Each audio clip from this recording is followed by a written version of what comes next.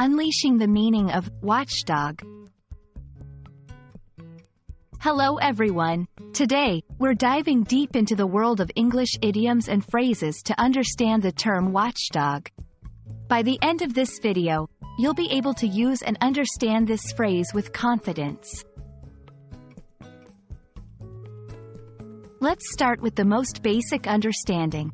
A watchdog is literally a dog that watches or guards a property. Historically, many societies have trained certain breeds of dogs to keep an eye on their homes, livestock, or territory. This idea is the foundation of the more figurative use of the term. While we still use watchdog to talk about guarding dogs, it's more commonly used in a figurative sense nowadays.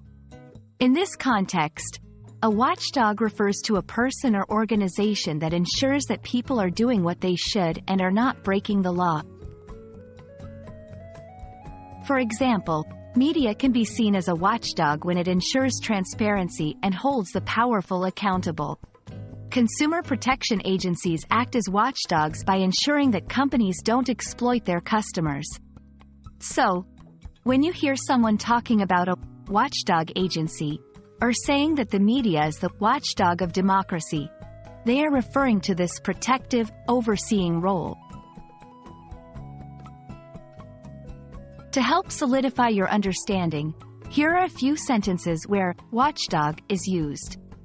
1. The Environmental Protection Agency is a watchdog for environmental issues. 2. Journalists often see themselves as watchdogs, ensuring politicians remain honest. 3. The community created a neighborhood watchdog group to ensure safety. By integrating watchdog into your vocabulary, you can describe entities that oversee, protect, or monitor others effectively. And there we have it.